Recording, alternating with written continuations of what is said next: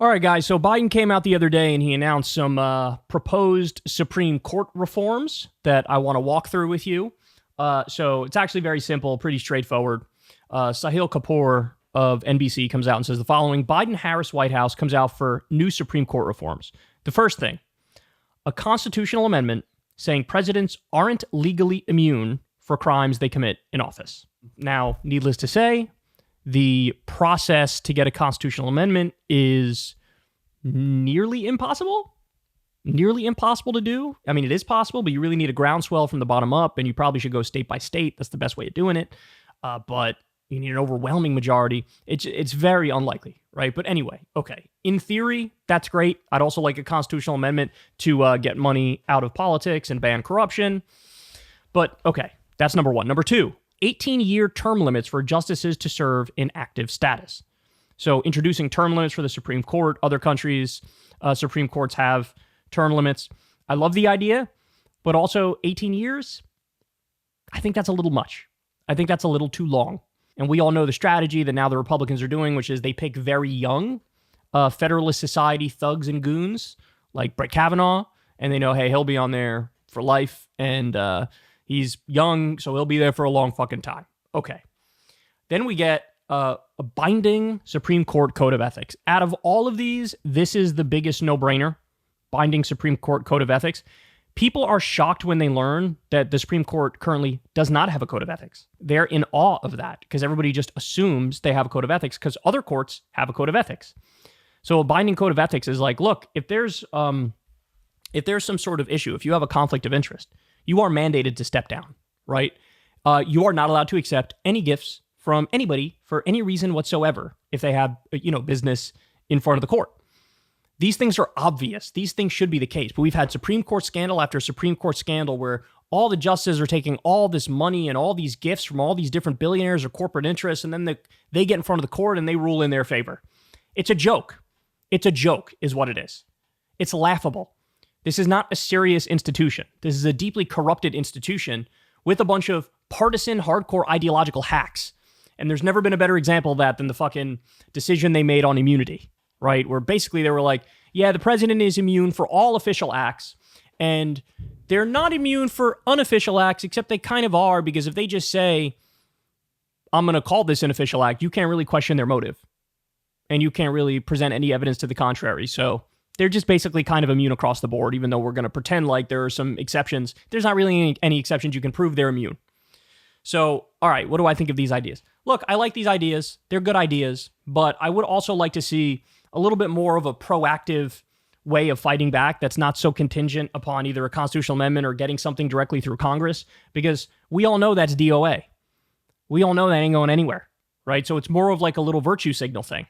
Now, if you were going to do a virtue signal thing, why not fucking shoot for the stars, right? If you're going to do a little virtue signal thing, why not normalize the idea of, say, expanding the court? FDR threatened to expand the court when it looked like they were going to slap down some of his key priorities. And guess what? Just the threat of, I'm going to expand the court and there's nothing you could do about it, just the threat of that led them to back down and be more reasonable. So they were acting like judicial supremacists and extremists, and they viewed themselves as these like kings and emperors who could just override the president and Congress, and basically they had to be put back in line. Okay, so what are they missing here? What are they missing here? Well, again, the obvious point is 18-year term limit is too long. It should probably be like 10, right? It should not be 18 years. The constitutional amendment is not going to get through. It's like a virtue signal. The code of ethics is something that could actually potentially get through, but the political situation would have to be right and the numbers would have to be right. But here's what they're missing for the 900th time. How many times have we gone through this? Article 3, Section 2, Clause 2 of the Constitution says the following.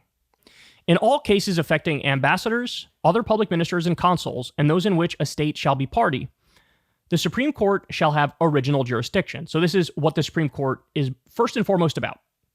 They continue. In all other cases mentioned, the Supreme Court shall have appellate jurisdiction, both as to law and fact. Ready? This is the important part. Focus on these words. With such exceptions and under such regulations as the Congress shall make. Let me repeat that. with such exceptions and under such regulations as the Congress shall make. Ladies and gentlemen, there's a word for this. It's called jurisdiction stripping or court stripping. What it means is Congress has the ability to narrow the scope of influence for the Supreme Court. They have the ability to say, you know what? We're going to pass this bill, and we're going to put a provision in the bill at the end that says, and the Supreme Court cannot review this legislation. This legislation is final. And the plain reading of the Constitution is, look, they're allowed to do that. You can decide fundamentally, outside of the cases which are very clearly in their purview, you can give them the option among those cases, what do you want? But outside of that, you can control their docket. You could say these cases you're not allowed to hear. This is what you have to do. Guys, these are judicial supremacists. They think they're above checks and balances. An unelected branch that just gets to casually override something maybe Congress passed or the president signed some executive order, something the president did. They just say, we're just going to decide that in our interpretation of the Constitution, we're just going to declare this is unconstitutional based on nothing, based on I want it to be unconstitutional. Well, that can't fucking stand. So this is a way to address the Supreme Court overreach in a very fundamental, straightforward sense. Now, by the way, would you like to know who wrote the memo telling Republicans that they could do jurisdiction stripping when Ronald Reagan was president? It's a guy by the name of John Roberts.